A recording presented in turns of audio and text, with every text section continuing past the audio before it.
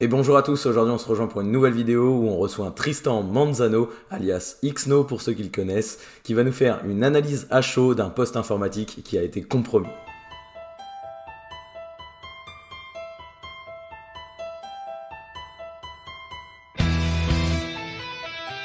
Jamendo.com.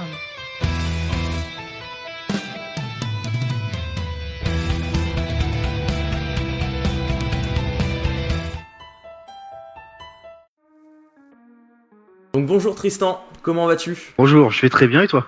Ça va, nickel, il fait un petit peu frais, on est au mois de décembre, mais on fait avec, les serveurs sont contents, ils surchauffent pas. Alors du coup, est-ce que en quelques minutes tu peux te présenter, nous dire qui tu es, ton pseudo, où tu travailles, ce que tu fais dans la vie exactement? Très bien. Donc je suis donc Tristan Manzano, je suis consultant en cybersécurité. Je travaille principalement sur des missions de SOC Pentest, donc SOC niveau 3 et test aux intrusions. J'ai la chance aussi donc de pouvoir faire des missions d'analyse forensique, donc le sujet qu'on va parler ce soir. Et donc voilà, pour ceux qui me connaissent, je suis Xno sur les réseaux, principalement sur Discord. Alors, est-ce que tu veux nous parler de ta société ou tes sociétés d'ailleurs, pour que si quelqu'un a besoin de faire un audit de sécurité, il puisse te contacter? Bah, dans tous les cas, en fait, j'ai deux sociétés. J'ai une société que j'ai fondée et j'ai une seconde société que j'ai cofondée, donc qui est un groupe.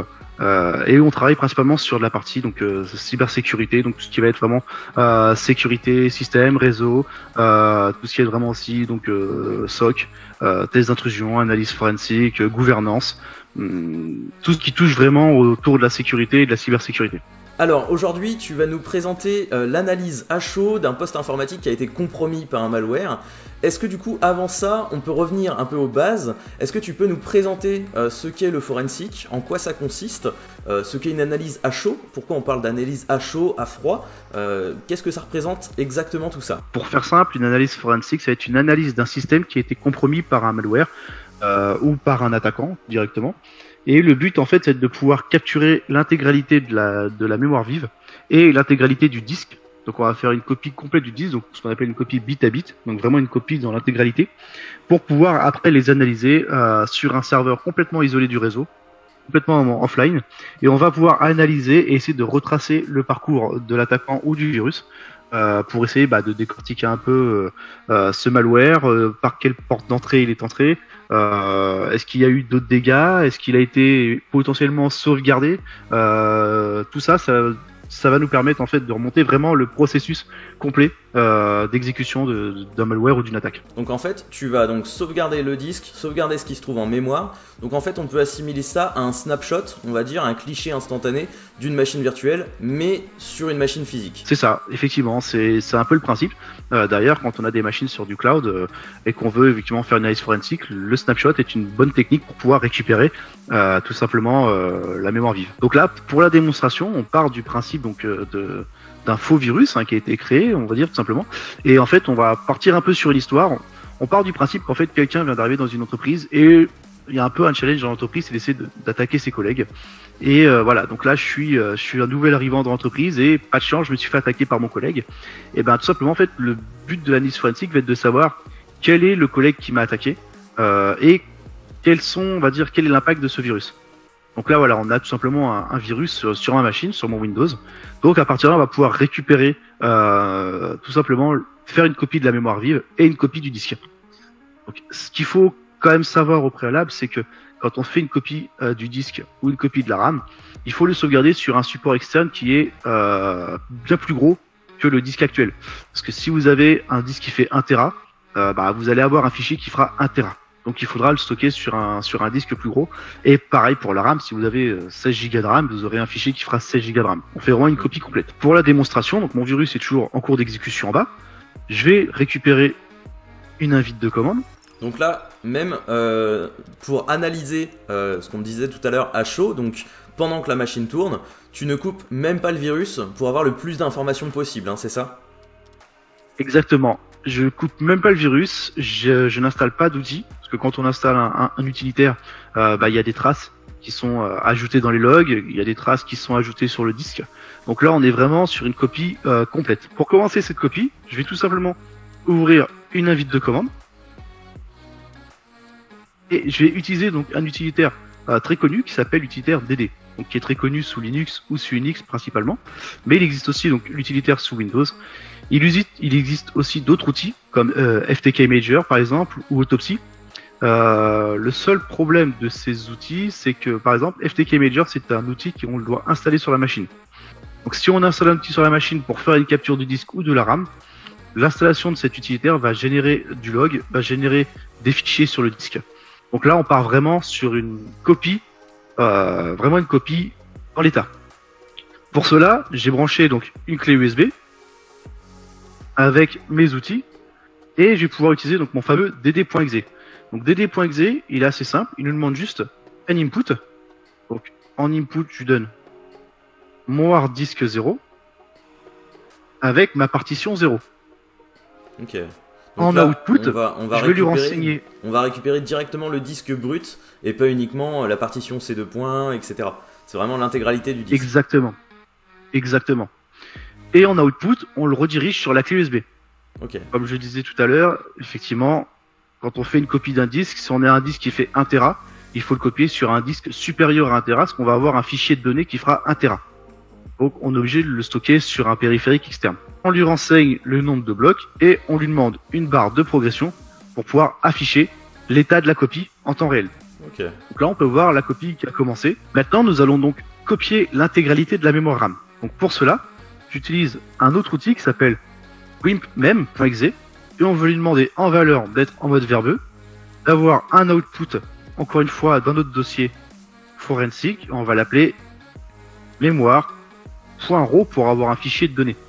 On va lui demander un format, tout simplement. On va lui redonner donc le format RAW et on va lui donner un volume-format et on lui demande en RAW.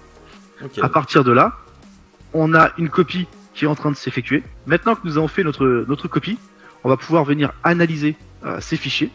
Donc si je fais un ls-lh de disque et de mémoire, on peut voir que notre mémoire fait bien 2 Go, donc la mémoire RAM on a bien 2 Go de RAM, et notre disque fait bien 15 Go, donc c'est la taille de notre VM. À partir de ce moment-là, ce qu'on est censé faire dans un cas, on va dire, réel, une vraie attaque, enfin une vraie analyse forensique, on est censé archiver ces deux fichiers-là pour travailler sur une copie de la copie. Tout simplement car si on vient à venir modifier les données de mémoire.raw ou de disque.raw, eh ben on va devoir refaire une copie à chaud de la machine, et si la machine a été éteinte, ça peut devenir embêtant. Donc normalement on est censé travailler sur une copie de la copie. Donc pour la démonstration, on va travailler directement dessus, on va aller analyser ces fichiers-là. On va donc commencer par la partie mémoire. Donc là, simplement on va utiliser la commande file sous Linux qui nous permet de déterminer le type de fichier mémoire. Donc là, il me dit que c'est un fichier data. Donc jusqu'ici, on n'a pas de souci. On peut, si on veut voir la partie hexadécimale de mémoire, on va faire un hexadit, donc avec un éditeur hexadécimal. Donc là, on se retrouve, on voit qu'on a quelques données dans notre mémoire. Donc voilà, on peut aller analyser l'ensemble de la mémoire à la main, ce qui peut être très très long et très compliqué. Ici, on peut voir qu'on a bien des informations comme le boot MGR. Voilà, on a quand même des informations. On voit très bien que effectivement, c'est les premiers secteurs du disque qui sont importants. Donc, il a vraiment capturé l'intégralité de cette mémoire. Donc, on va commencer. Moi, je travaille principalement avec la partie, donc avec l'outil Volatility, qui est un outil open source, qui est modulaire. Donc, il permet vraiment, voilà, d'accrocher ces modules, de pouvoir créer des modules et de l'ajouter à cet outil. Donc, par défaut, il est proposé avec plein de modules, mais on peut en ajouter, on peut en télécharger beaucoup. On va lui renseigner le fichier donc mémoire et on va lui demander un image info qui est la commande qui va nous permettre d'analyser ce fichier et nous déterminer le système d'exploitation qui tournait derrière. Donc voilà, Volatility nous a suggéré des profils à utiliser. Donc, comme je disais tout à l'heure, en fait, Volatility est un outil modulaire, donc on peut y ajouter des modules et à partir de là, on peut y ajouter aussi des profils. Donc ça veut dire qu'on va pouvoir ajouter des captures en fait, des systèmes d'exploitation de Windows 10 en 32 bits, Windows 10 en 64 bits, Windows 7 de la même façon. Maintenant qu'il nous a trouvé un profil, on va supprimer l'argument image info et on va lancer la commande -profil égal et on va simplement copier notre profil. À partir de ce moment-là, on peut exécuter des commandes. Donc là, si on tape -help, il va nous fournir toutes les commandes qui sont disponibles pour ce profil-là. Donc en général, ce sont les mêmes commandes, à une ou deux commandes près. Donc voilà, là on a énormément de commandes, donc on peut éventuellement récupérer donc tout un tas d'informations. Donc les informations qui vont être intéressantes, par exemple, ça va être les CMD line, qui va nous permettre d'afficher toutes les commandes qui ont été exécutées sur une invite de commande. Toute la partie crash info, si on a des blue screens par exemple, on peut aussi analyser les fichiers mini dump. Donc là on va commencer tout simplement, donc on va taper par exemple PS list, on va aller analyser tous les processus qui étaient ouverts pendant la capture. Tu remontes la liste, on a vraiment tous les processus avec leur offset, leur PID et puis la date de démarrage. Voilà. Donc là on voit par exemple que tous les services principaux ont démarré à 10h07 50 secondes ou 51 secondes, ce qui fait qu'on peut estimer à peu près l'heure où l'ordinateur a été allumé. Nous par exemple, ce qui nous intéresse, c'est si on peut voir qu'il y a un WinMem qui a été lancé pendant la capture. C'est normal parce qu'on a capturé la mémoire. Et on voit aussi par exemple ici, juste au-dessus, on a un virus.exe qui a été lancé. Et on voit que les processus du dessous, 18h59 et 5 secondes, ont été exécutés en même temps. Donc on peut penser que virus.exe a exécuté un PowerShell.exe qui a exécuté un conos.exe. On va s'en assurer, on va taper donc un CMD line, on va aller récupérer toutes les commandes qui ont été tapées depuis l'allumage de l'ordinateur. Ah donc du coup c'est pas seulement les commandes qui ont été tapées dans l'invite de commande ou dans PowerShell, c'est toutes les commandes qui ont fait, enfin tous les appels aux invites de commande et à PowerShell, même depuis certains logiciels en fait, pas seulement les entrées de l'utilisateur en fait. Tout à fait. Ah ouais. Donc là si je remonte par exemple tout en haut de ma commande, là on voit par exemple que dans le voilà, c'est service.exe. On voit le processus LSASS qui a été exécuté. On voit le service svchost qui a été lancé avec des arguments. On peut vraiment voir voilà, tout ce qui a été exécuté par le système en amont. Maintenant, ce qui nous intéresse, c'est de savoir éventuellement s'il y a vraiment eu une connexion vers un autre externe appelé via PowerShell, donc par exemple un reverse shell en PowerShell. On peut s'assurer de cela. On peut faire un PS3 et le PS3 va nous donner l'arbre, on va dire, des processus. Donc, on va pouvoir voir si effectivement virus.exe a bien lancé un PowerShell. Donc là, ils sont ici, on voit bien le virus.exe qui est ici, et juste dessous, le PowerShell, et encore dessous, le conhost. Donc, ce qui prouve bien que le virus.exe a bien lancé un processus PowerShell qui a lancé lui-même un processus conhost. Maintenant, on va juste s'assurer qu'il y a bien une connexion réseau qui était ouverte. Donc, on va lancer un netscan pour récupérer l'intégralité des connexions ouvertes ou fermées, on va dire qui est en attente de fermeture, qui ont été établies depuis cette mémoire. On commence à regarder un peu ce qui se passe. Si on a l'adresse locale, l'adresse distante et le service. Donc, si on descend, donc on commence à regarder en bas sur les dernières connexions, et on voit ici par exemple qu'une connexion a été établie depuis notre machine en 1.17 sur le poste 1.15 sur le port 1234. Donc là la connexion est bien établie. On n'a pas le nom de l'exécutable, tout simplement parce que virus.exe, ce n'est pas lui qui a exécuté la commande, c'est vraiment PowerShell.exe. Donc voilà, on peut vraiment analyser l'ensemble de la RAM, on peut vraiment extraire des fichiers, on peut analyser toutes les connexions entrantes, sortantes, on peut analyser si dans la RAM il y aurait des virus, on peut vraiment faire tout ce qu'on veut sur cette RAM. On a vraiment une capture complète, avec les dates, les heures. Voilà pour la démonstration, pour faire très simple. Eh ben écoute, ouais, merci beaucoup, c'était super intéressant.